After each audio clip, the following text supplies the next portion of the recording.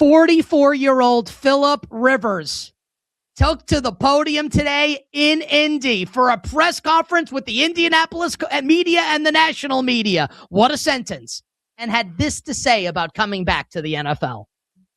I was done playing, certainly. I wasn't really hanging on to any hope of playing again. Something about it excited me. It's kind of one of those deals, the door opens and you can either walk through it and find out if you can do it or run from it. I know that there's risk involved, obviously, of what may or may not happen, but the only way to find out is going for it.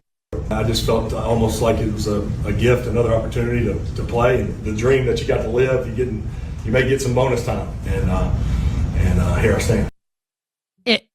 If you're not smiling right now, listening to that Phillip Rivers audio, and if you're not watching the video right now of the show on YouTube or Twitch, shame on you. Well, I guess if you're listening to the show, I very much appreciate it. I'm smiling like the Cheshire Cat. I'm grinning from ear to ear. If you're a sports fan, and I'm guessing you are, and obviously we love to bet also, and we will talk the current side and total market of the Colts and the Seahawks on Sunday, and I have a bet that I would like to make in the game. But if you're a sports fan, hell, I'm actually going to lower the bar a little bit. You don't even have to be a sports fan. Are you a human being that is currently drawing breath, alive, not dead, with a functioning brain and 2 ears that work?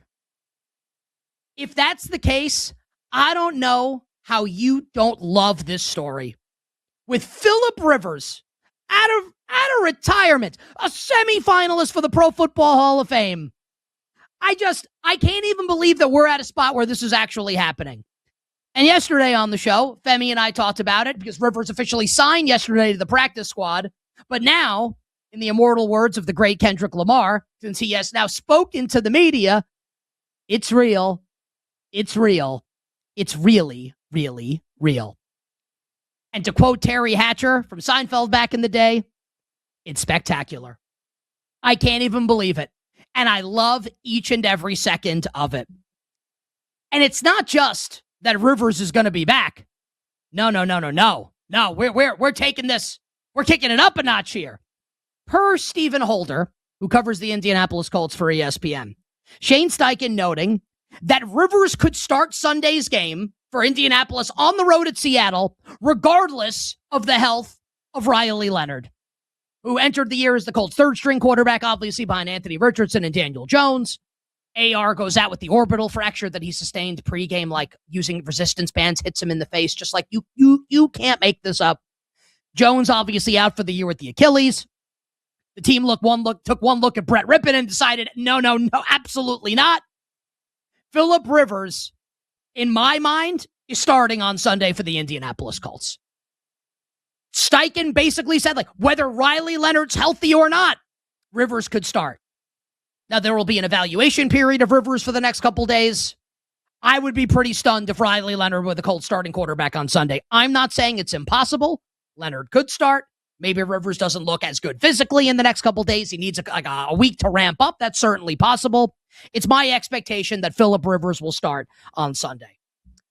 And while that sound that our friend Kenny Henderson played there was excellent, the best thing that Phillip Rivers said in this press conference today was that Shane Steichen called him shortly after the Colts-Jaguars game.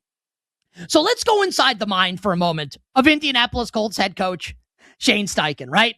So obviously he knows what we know, which is that the season for Indianapolis, which was once promising, is now circling the drain. It's not quite flushed down the toilet and hanging out in the sewers with Raphael and Donatello and Leonardo and Michelangelo and Master Splinter.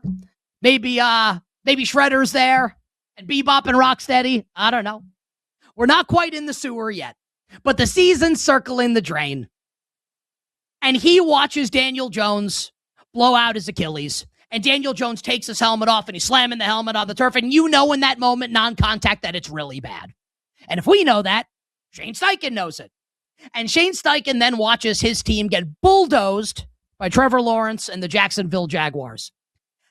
And I'm trying to decide, in what moments did Shane Steichen make the decision, I got to call Phillip Rivers?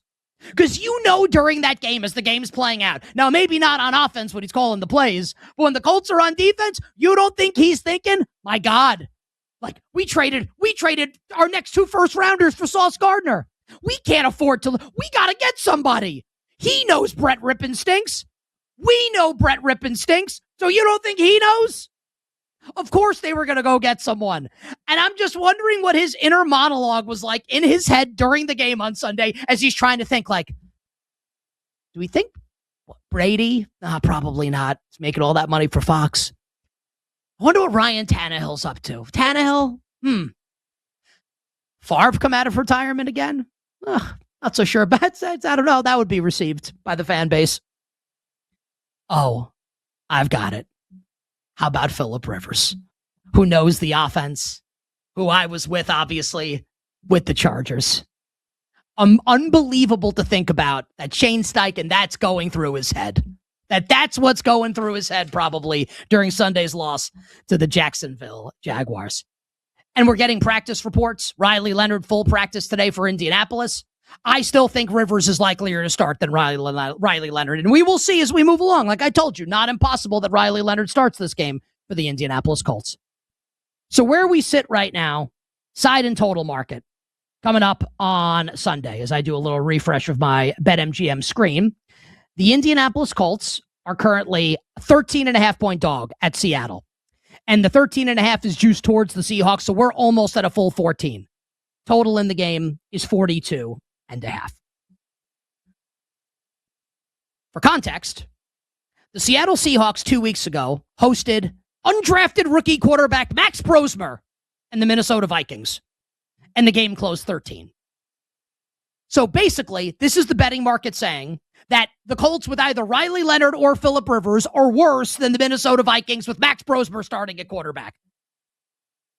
Is that true? Should the price be different? I don't know how anyone can answer that question. We've literally never seen this before. We have never seen this before. Now, Doug Flutie went 9 years in between NFL games, right? From 89 to 98. But Flutie was playing in the CFL that entire time. He wasn't retired. We've literally never seen this before. No one has any idea how this is going to go. Maybe it's Seattle 47, Indianapolis nothing, or maybe it's like Seattle 17 nothing. The Colts can't score in the game. Or maybe, just maybe, if it's Phil Rivers, he's seen it all. He has seen every defensive coverage known to man. Mike Macdonald's an awesome defensive coach. Phillip Rivers is going to be able to know like what they're doing. Now, that doesn't mean he can beat it. That doesn't mean he can physically get the job done anymore. We're going to find out. But he's going to know what's coming. Like, Riley Leonard may not know his ass from his elbow in this game on Sunday. Max Brosmer was a deer in headlights in Seattle a couple weeks ago. Like, truck racing towards him. He's just watching it with a stupid look on his face. Chucking the football to Ernest Jones going 85 yards the other way. Phillip Rivers ain't going to do that. That's not what's going to happen. So here's what I want to do with this game. And I'm going to be honest with everybody. And I know not every sports bettor is like this, right? Where you make a bet on something you want to see happen because you want to see it happen as a fan or as a human interest story, right?